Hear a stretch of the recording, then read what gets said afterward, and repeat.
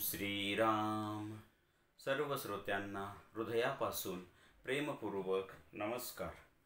श्रोते हो, आपण स्वामी विद्यानंद यांच्या भावार्थ रामायण संक्षिप्त या ग्रंथाच्या आधारे निर्माण झालेला मला भावलेले भावार्थ रामायण अर्थात आत्मपरायण हा ग्रंथ आपण इथे पाहत आहोत. आज सुंदरकांडातील अध्याय 9वा, दशरथ कौसल्या विवाहाची पूर्वकथा.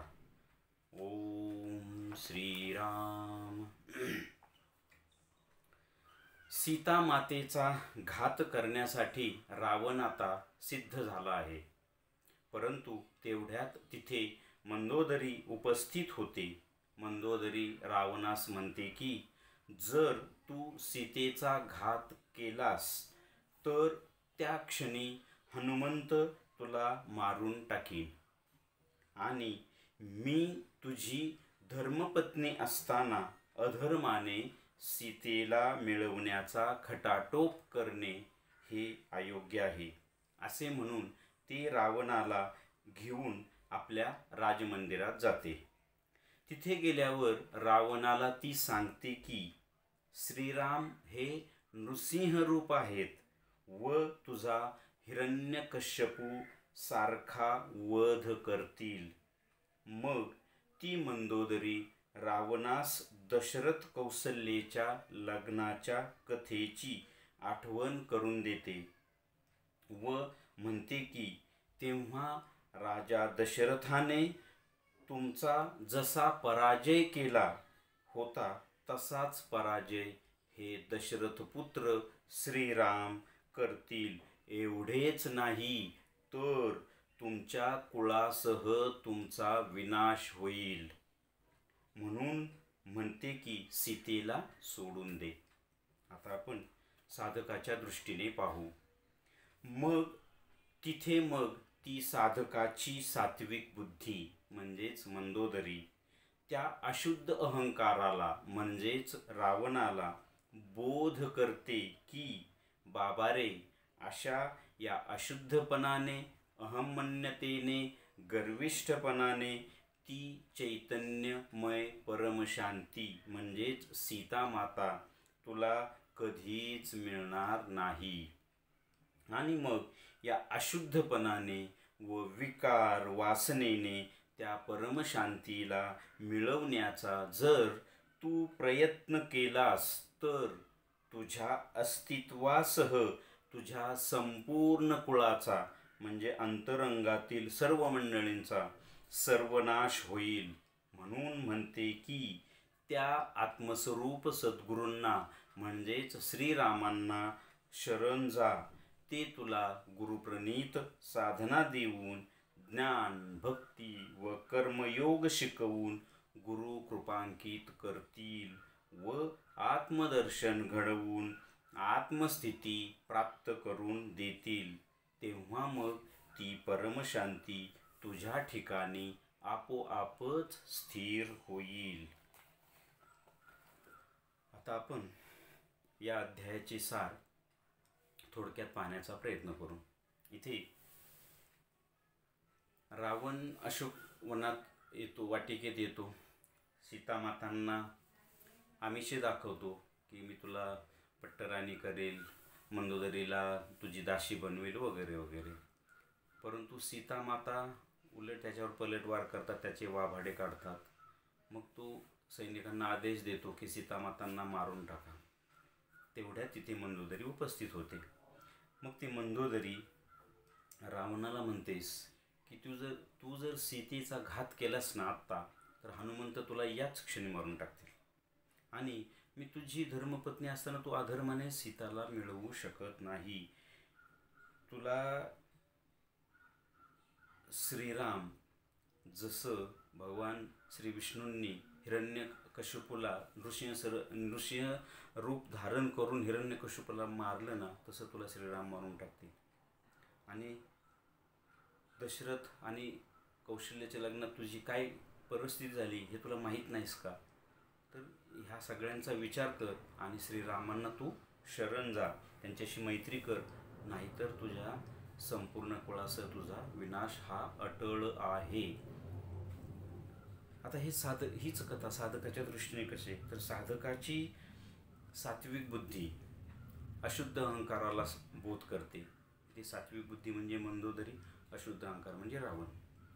की हे अशुद्ध अहंकारा, तू तुझ्या या अशुद्धपणाने, अहमन्यतेने, गर्विष्ठपणाने ती परम शांती म्हणजेच सीतामाता मिळवण्याचा जर तू प्रयत्न केलास तर ते कदापि शक्य नाही. अशा मार्गाने अशुद्धपणाने ती परमशांती कधीही कुणालाही मिळणार नाही, मिळू शकत नाही. तसा जर तू प्रयत्न केला तर तुझ्या अस्तित्वासह तुझ्या संपूर्ण कुळाचा विनाश होईल. आता इथे खरी गंमत अशी आहे की समजा त्या अशुद्ध अहंकाराने तसा प्रयत्न केला तर काय होईल, ते मिळणारच नाही. मग तो खटाटोप करत राहील ना, आणि त्या खटाटोपामध्ये मग त्याला वेगवेगळे मार्ग सुचतील. मग तो भक्ती, ज्ञान, हे रावणाच्या विषयी नव्हे तर अशुद्ध अहंकाराच्या किंवा माझ्या साधकाच्या विषयी आहे. मग तो गुरुप्रणित साधना करेल आणि अंतरंगातली सगळी मंडळी शुद्ध करेल, स्वतः शुद्ध होईल. हे झाल्यावर काय होईल, त्याचं जे अशुद्ध अहंकार रूप जे अस्तित्व आहे ना, ते अस्तित्वच निघून जाईल ना. म्हणजे तो तिथं शुद्ध होईल. अहंकार अशुद्ध रूपाने राहणार नाही, शुद्ध रूपाने राहील. आणि तोही अहंकार म्हणून राहणार नाही, तर तो अस्मिता म्हणून राहील. आणि अस्मिता या सगळ्या संतांनी खूप ठिकाणी, आपण अस्मितेच्या काही उदाहरणं पाठीमागं पाहिलेत. तुकाराम महाराज एके ठिकाणी म्हणतात की अनुरणीयानी थोकडा तुका आकाशा एवढा. हा अहंकार आहे का? नाही. आणि तसं पाहिलं तर म्हणजे पहा, ते काय म्हणतात, मी अणुहूनही सूक्ष्म आहे आणि आकाशापेक्षाही विशाल आहे. मग हा अहंकार वाटतो का? नाही. तर ही अस्मिता आहे. मग असं जेव्हा साधनेने संपूर्ण शुद्धीकरण होतं, अहंकाराचंही अशुद्धपणा निघून जातो, तेव्हा तो अहंकार म्हणून शिल्लक न राहता तो अस्मिता म्हणून शिल्लक राहतो. असं तुला रूप मिळेल. आणि तेव्हा मग त्या वेळेला तूच ते होशील, तूच ते ईश्वर तत्व होशील, तूच श्रीराम होशील, तूच सीतामाता होशील. साधकाच्या दृष्टीने तूच परब्रह्म होशील आणि तूच त्या परब्रह्माची परमशांती होशील. तुला वेगळं काही करायची गरजच नाही. तुला फक्त काय करायचं आहे, तुला शुद्ध व्हायचं आहे. म्हणजे तुला तुझ्या ठिकाणी ती परमशांती आपोआपच स्थिर होईल. आता पहा, अहंकाराने काही मिळवण्याचा प्रयत्न जर केला म्हणजे वाईट गोष्टी अहंकाराने मिळू शकतील, पण जी शुद्धता, शांती, ईश्वरत्व, हे आत्मसाक्षात्कार, हे अशुद्धपणाने किंवा अहंकाराने मिळवण्याचा प्रयत्न केला तर ते मिळू शकत नाही. अहंकाराने चांगल्या गोष्टी कधी मिळत नाही. सोपी गोष्ट, आपण एक छोटंसं उदाहरण पाहू. एकदा सहस्रार्जुन जमदग्नी ऋषींच्या आश्रमावर आले. अर्थात तिथे त्यावेळेला परशुराम हजर नव्हते. आणि ससैन्य म्हणजे प्रचंड सैन्यासहित त्यांच्या आश्रमावर आले आणि जमदग्नी ऋषींना म्हणाले की मला आणि माझ्या सगळ्या सैन्यांना भोजन हवं आहे, जेवण पाहिजे, आम्हाला भुका लागलेत. तर मग जमदग्नी म्हणे ठीक आहे, तुम्ही नदीवरून जाऊन, हे नर्मदा तीरावर ते जमदग्नींचा आश्रम होता, तर तुम्ही नदीवर जाऊन स्नान वगैरे करून या, तोपर्यंत तुमची जेवणाची मी व्यवस्था करतो. सहस्रार्जुनाला वाटलं की एवढ्या सगळ्या सैन्यांना हा मनुष्य कसं काय भोजन करणार, आणि हे तर कोणच नाही, काय 5-10 लोक असतील आश्रमामध्ये फक्त. पण आता ते म्हटलेत म्हणून ते स्नानाला जातात. इकडे जमदग्नी ऋषी चिंतन करतात कामधेनूचं. कामधेनू तिथे उपस्थित होते आणि कामधेनू त्या सगळ्यांच्या करता स्वयंपाक तयार करते. हे स्नान करून येत आहेत तर स्वयंपाक तयार, सगळ्यांची जेवणं वगैरे झाल्यावर सहस्रार्जुनाने विचारले की तुम्ही कसं केलं हे? तर जमदग्नी म्हणे काही नाही, मी कामधेनूला बोलवलं स्वर्गातनं, ती आली आणि तिने सगळं बनवलं. आणि मग सहस्रार्जुनाच्या मनात त्या कामधेनूविषयी लोभ निर्माण होतो. ही कथा आपण पाठीमागे पाहिलेली आहे. कामधेनूच्या विषयी लोभ निर्माण होतो आणि त्याला अहंकार जागृत होतो. अरे इतकं महान रत्न ह्या अशा एका आश्रमात, एका संन्याशाच्या आश्रमात काय याचं काम आहे? हे तर माझ्यासारख्या महान राजाच्या दरबारात ही महान रत्न, कामधेनू नावाचं रत्न माझ्या दरबारात हवं आहे. त्याला अहंकार होतो की हे कामधेनू नावाचं रत्न ठेवण्यास हा लायक नाही. मी लायक आहे, मी राजा आहे, मी एवढा सहस्रार्जुन 1000 हात असलेला राजा आहे, सार्वभौम राजा आहे. तेव्हा सहस्रार्जुन हा या संपूर्ण पृथ्वीवर सार्वभौमत्व गाजवत होता. अशा राजाच्या ठिकाणी पाहिजे, याला कशाला हवंय.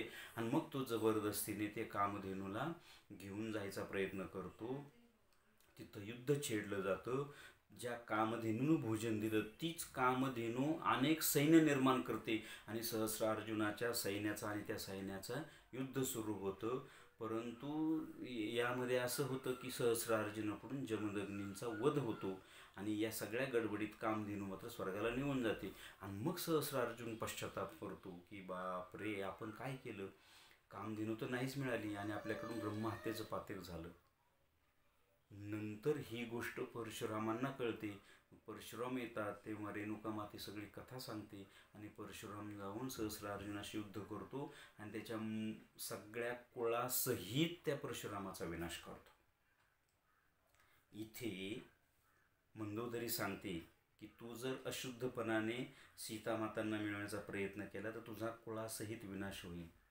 आपण आत्ता जी कथा पाहिली त्यामध्ये सहस्रार्जुन लोभ आणि अहंकाराने कामधेनूला मिळवायला जातो, परंतु त्या अहंकाराचा, अशुद्ध अहंकाराचा परिणाम काय होतो तर त्या सहस्रार्जुनाचा कुळासहित नाश होतो. म्हणून अहंकाराने काय चांगल्या गोष्टी मिळवता येत नाही, अध्यात्म तर कधीच नाही. अहंकार हा शुद्धच व्हावा लागतो आणि अहंकार जसं जसा शुद्ध होतो तसं तसा आतले सगळे घटक म्हणजे मन, प्राण, बुद्धी, चित्त, हृदय, या सगळ्या गोष्टी शुद्ध, अगदी शरीरातला रोम आणि रोम शुद्ध व्हावा लागतो. तेव्हा ईश्वराची प्राप्ती आणि मग ती परमशांती माझ्या ठिकाणी स्थिर होते. तर याचं मूळ आहे अहंकारात आणि तोही अशुद्ध. म्हणून अहंकार अशुद्ध असू नये. इथे रावणाचा काय होतो आपण पुढे माहिती आहे सगळ्यांनाच, रावणाचा विनाश होतो. म्हणजे अशुद्ध अहंकाराचा हा विनाशच व्हावा लागतो, म्हणजेच त्याचं परिवर्तन व्हावं लागतं. अहंकार समूळ नष्ट झाल्याशिवाय ईश्वर प्राप्ती किंवा ती परमशांती होत नाही. हेच या अध्यायाचं सार. ओम श्री रामार्पणमस्तु. हरि ओम तत्सत. ब्रह्मार्पणमस्तु.